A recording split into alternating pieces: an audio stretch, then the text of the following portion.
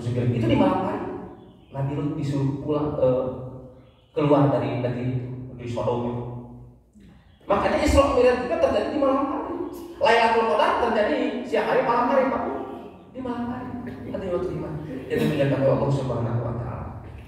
Selanjutnya, minal Masjidil Haram ila Masjidil Aqsa. Dari Masjidil Haram ke Masjidil Aqsa. Nah, Masjidil Haram ini adalah masjid yang pertama kali dibangun di bumi yang ada di Mekah. Nah, maka ada inna awwala baiti wudi'a linnas lallazi bi Bakkah mubarakah. Jadi yang pertama kali bangunan itu diletakkan di muka bumi ini adalah yang ada di Mekah Al-Mukarramah, yaitu Masjidil Haram yang ada Ka'bah di sana. Bahkan ada yang meriwayatkan dibangun oleh malaikat, ada yang meriwayatkan lagi dibangun Nabi Adam, kemudian hancur kan oleh banjir, kemudian dibangun oleh Nabi Nuh, kemudian ditinggikan di zaman Nabi Ibrahim. Nah, keutamaan Masjidil Haram itu sangat banyak, Pak.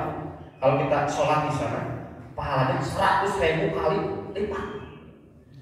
Kalau kita baca satu ayat sama dengan 100.000 kali kita membaca ayat itu. Kalau di sana itu luar biasa keutamaannya. Tidak hanya sholat, kata Imam Ibnu Abbas, bahkan amal soleh apapun oleh Allah akan dilipat gandakan. Misalnya kita sedekah 1.000, itu mah kalau di sana jadi 100.000, Pak. 100.000 kali lipat kan. Nah, kenapa dinamakan haram? Haram itu dimuliakan. Makanya tidak boleh maksiat. Niat berbuat jelek itu dilarang oleh Allah Subhanahu wa taala di Masjid Haram itu. Kemudian dinamakan haram itu kenapa? Karena haram berbuat jelek, kemaksiatan, termasuk niat berbuat jelek tidak boleh diharamkan oleh Allah Subhanahu wa taala. Maka atas Pak. Nah, itu baru minal Masjidil Haram. Sekarang ilal Masjidil Aqsa, ke Masjidil Aqsa. Aqsa itu artinya masjid yang sangat jauh. Aqsa artinya ujung, jauh. Makanya 30 hari lamun pakai kendaraan, 30 hari berarti jauh. Nah, Masjid Aqsa ini ternyata ada yang menyatakan bahwa dibangun oleh Nabi Sulaiman. Makanya di sana ada penjara jin. Itu. Tadi yang iman ini dimuliakan Allah Subhanahu wa taala. Kenapa Allah pilih Aqsa? Peristiwa Nabi Muhammad Isra Mi'raj itu diantaranya ke Aqsa dulu. Karena tempat berkumpulnya para nabi dan para rasul. Jadi para nabi, para rasul kumpul di sana. Makanya baginda Nabi pada saat Isra Mi'raj, beliau mengimami para nabi dan rasul di sana, Pak. Padahal sudah meninggal. Tapi ada semuanya di sana, jasad dan ruhnya. Nah, di sana bukan ruhnya saja datang gitu saja, tapi jasad dan ruhnya ada di sana. Pada saat Isra Mi'raj, Rasulullah mengimami para nabi dan para rasul di sana. Tadi waktu iman yang dimuliakan Allah Subhanahu wa taala. Nah, Nabi Muhammad sebelum sampai ke Aqsa, beliau mampir dulu, Pak, ke Yasrib di Madinah. Ya, Yasrib itu alias Madinah dan sholat 2 rakaat. Nah, di situ dikasih tahu oleh Jibril bahwa nanti kamu Muhammad akan hijrah ke sini. Kenapa? Karena peristiwa Isra ini terjadi setelah Rasulullah pergi ke Thaif, kemudian dilempari batu sampai Rasulullah berdarah. Pada saat itu Rasulullah kehilangan istrinya, Siti Khadijah, kehilangan pamannya, Abu Thalib meninggal.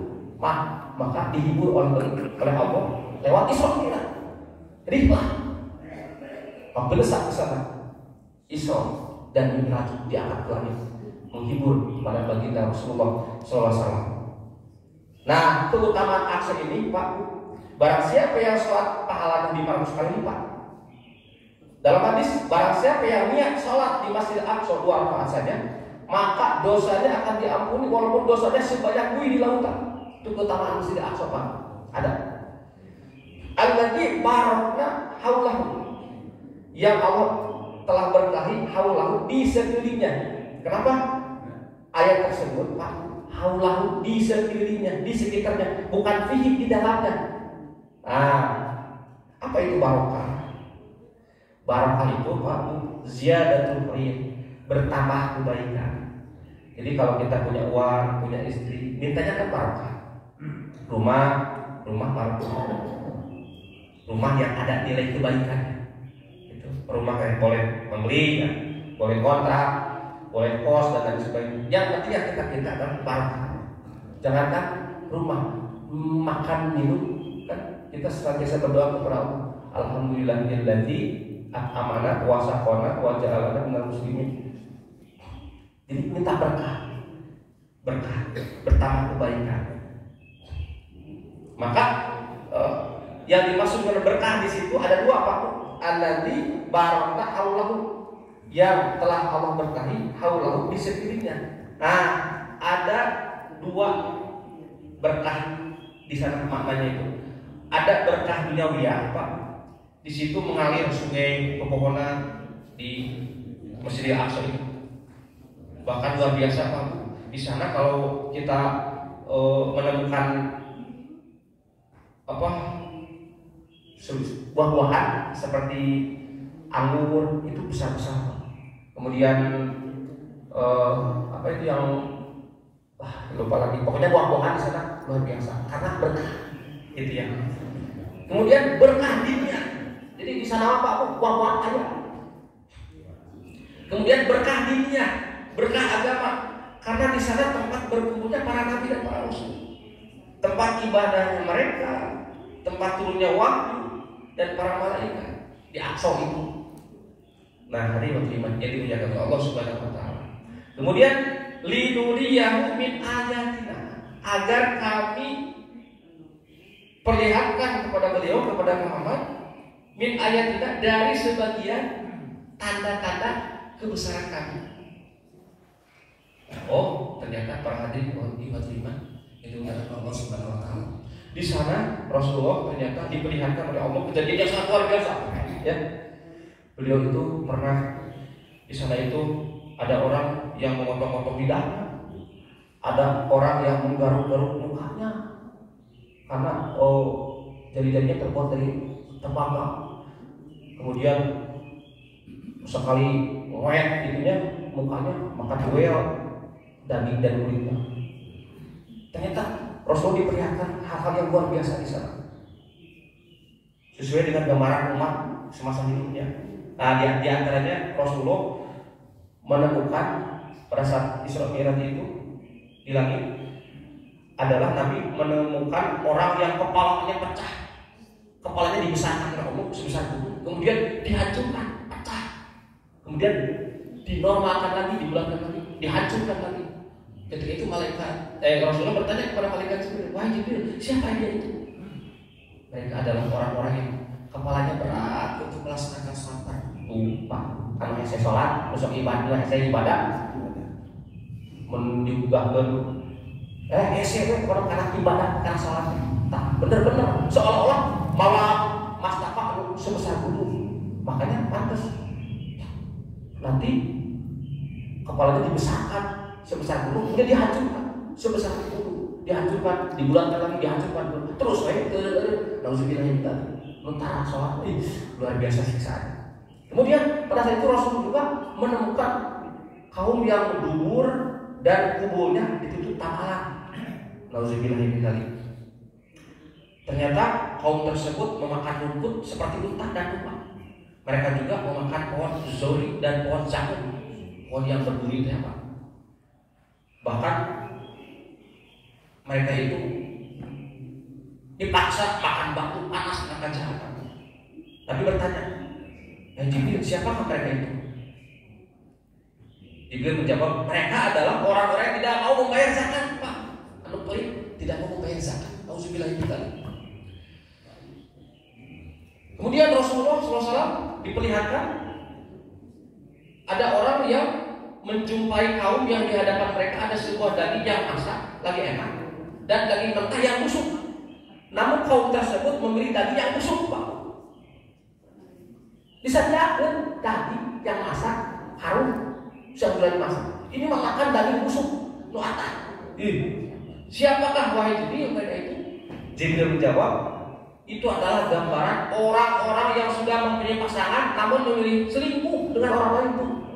Kalau orang punya istri tapi suka selingkuh, luar biasa. Tahu sebilah ini kali.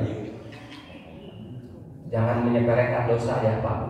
Ada istilah selingkuh itu indah, nauzubillah min dzalik. Selingkuh mah tetap haram. Ngeri sekali siksaannya. Kemudian pada saat itu Nabi sallallahu alaihi wasallam menemui sebuah kayu yang ada di jalan. Setiap orang yang berjalan melewati kayu tersebut, Pak, akan terbakar pakaian dan tubuhnya. Nabi bertanya pada Jibril, "Ada apa ini wahai Jibril?" Jibril menjawab, "Itu adalah perumpamaan suatu kaum di antara umatku yang duduk nongkrong di jalan dan mencegah orang beriman menuju di jalan Allah. Nusuk keganggu batur, mereka masih sholat berjamaah, haji, dihalang-halang di balai domba, nauzubillah min dzalik." Ngeri Pak, siksaan. Kemudian Nabi melihat Pak, seorang yang berenang dalam sungai yang penuh dengan darah, kemudian dilempari batu. Nabi bertanya, "Wahai Jibril, siapa mereka itu?" Mereka adalah orang-orang yang suka memakan riba. Nah, dan duit, tahu sebenarnya kita. Mabuk, atas bu, hati-hati, riba. Kemudian Rasulullah juga menjumpai kaum yang lidah dan mulut mereka dipotong dengan gunting dan besi dari besi. Setelah dipotong lidahnya kembali normal lagi. Kemudian dipotong lagi, normal lagi, dipotong lagi, normal lagi. Nabi bertanya, "Siapakah itu wahai Jibril?" Subhanallah. Siapakah mereka itu Jibril? Mereka itu adalah para penceramah yang suka memfitnah, suka mengadu domba. Ngeri Pak. Tukang fitnah dan suka mengadu domba. Mereka tidak melakukan apa yang disampaikan sendiri. Jadi pinter ilmu lilin, kabaturnya anak, air dilina lain tuh, nauzubillah min dzalik. Berat Pak. Jadi penceramah tadi jadinya siksaan tadi. Gambaran. Kemudian Nabi menjumpai Pak pada saat Isra Mi'raj itu menjumpai suatu kaum yang mempunyai kuku panjang yang terbuat dari tembaga. Kemudian mencakar wajah dan tubuhnya sehingga mukanya hancur, dagingnya kajewol, kulitnya hancur. Siapakah itu wahai Jibril? Jibril menjawab, mereka adalah orang-orang yang suka menggibah orang lain, kemudian meletakkan para tubuhnya sendiri. Nauzubillah min dzalik. Luar biasa Pak. Itu peristiwa-peristiwa atau kejadian-kejadian aneh yang diperlihatkan oleh Allah kepada Rasulullah SAW. Linuriyahu min ayatina, agar kami perlihatkan kepada Nabi Muhammad di antara sebagian tanda-tanda kebesaran Allah Subhanahu wa taala. Dan peristiwa yang paling hebat adalah perintah salat 5 waktu Pak. Tadinya 50 kali. Kemudian jadi 5 kali. Kapaya Pak, lalu orang sholat 50 kali. Waduh, kata Nabi Musa pada saat langit ke-6, Nabi Muhammad bertemu dengan Nabi Musa. Muhammad, minta keringanan kepada Allah.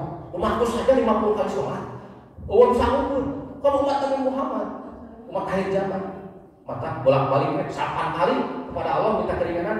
Terakhir 5 kali yang ketika itu 5 kali mau Muhammad minta keringanan lagi, aku malu kepada Allah. Sudah 5 kali sudah. Tapi yang 5 kali itu nilainya sampai dengan 50 kali sholat. Kenapa? Manja'a bil hasanati falahu asyru amsalha. Barang siapa yang membawa satu kebaikan dibalas oleh Allah minimal 50 kali kebaikan. Jadi ada orang sholat 5 kali Pak ditulis nama 50 kali sholat. Kenapa? Minimal satu kebaikan dibalas 10 kali kebaikan. Nah, hati waktu iman yang dimuliakan oleh Allah Subhanahu wa taala. Itulah peristiwa yang sangat hebat. Itu perintah sholat kita waktu. Pak, Omar, adik, ada orang yang berkatakan, apa oleh-oleh dari Isra Mi'raj? Sholat 5 waktu. Bukan oleh-oleh Pak. Salah kalau orang menyebut oleh-oleh. Karena oleh yang namanya oleh-oleh Bapak boleh dimakan, boleh tidak. Bapak pulang dari Subang, bawa apa oleh-olehnya Pak? Ganas. Kalau bawa ganas boleh dimakan, boleh tidak. Bapak pulang dari Garut, apa oleh-olehnya? Betul. Nah, boleh dimakan, boleh tidak. Kalau oleh-oleh, boleh dimakan, boleh tidak. Tapi Isra Mi'raj adalah perintah sholat, Pak. Ada wajib sholat, bukan oleh-oleh. Perintah wajib dari Allah untuk melaksanakan sholat. Hati-hati sholat Bapak. Makanya Kalau Rasulullah dulu menggunakan buruk kecepatan cahaya 150 juta kilometer per detik, langsung sampai ke sana. Nah, kita juga punya kendaraan untuk berdialog dengan Allah, untuk menyampaikan keluh kisah kepada Allah, keluh kesah kita kepada Allah, berdialog dengan Allah. Itu sholat. As-sholatu mi'rajul mu'min. Sholat itu mi'rajnya orang beriman kepada Allah, naiknya untuk berbicara, berdialog dengan Allah. Nah, kita sholat dengan sholat, makanya upgrade sholat kita, tingkatkan sholat kita, agar supaya sholat kita khusyuk, supaya apa? Kita didengar oleh Allah segala keluh kisah, segala keluh kesah kita didengar oleh Allah Subhanahu Wa Taala. Kita harus upgrade sholat kita. Sholat harus khusyuk, sholat harus penuh dengan rendah hati, memakai baju ya halus, mau sholat pakai kaos oblong, kereta pejabat, pakai jas dan sebagainya yang rapi, yang bagus. Banyak Allah pakai kaos oblong, tahu bilang kita. Jadi harus upgrade sholat kita. Itu sebagai perintah dari Allah. Tadi iman yang dimuliakan oleh Allah Subhanahu Wa Taala. Hati-hati Pak. Adik, sholatnya bukti syukur kita kepada Allah. Jadi salat itu bukti syukur kita kepada Allah. Pak, dulu Nabi Sulaiman pernah bertanya kepada binatang. Kan Nabi Sulaiman itu diantara mukjizatnya itu mengerti bahasa binatang. Nabi Sulaiman bertanya kepada ayam, ayam, bagaimana ungkapan rasa syukurku kepada Allah? Kata ayam, udah ngerti bahasa ayam. Ya Allah, ya Sulaiman, saya bersyukur kepada Allah diciptakan dari seekor ayam. Ayam banyak manfaatnya, di sate ayam, soto ayam, daripada diciptakan aku jadi seekor kucing. Ada yang kucing, kucing, apa ungkapan rasa syukur kepada Allah? Kata kucing, alhamdulillah saya menciptakan dari seekor kucing daripada diciptakan dari seekor bobong, seekor anjing. Kemudian Nabi Sulaiman bertanya lagi kepada anjing, apa ungkapan rasa syukur kepada Allah? Alhamdulillah saya menciptakan dari seekor anjing. Anjing juga masih ada manfaatnya buat manusia, jadi penjaga kebun, penjaga rumah, baruhan. Boleh ikut anjing Pak? Boleh, asal disimpan di luar. Atau di dalam. Sebab malaikat kalau masuk kalau kita memelihara anjing di dalam rumah. Kalau di luar itu di komplek-komplek besar kan ada anjing keter, anjing banyak ya. Apa ungkapan rasa syukur Adi kepada Allah? Kata Adi,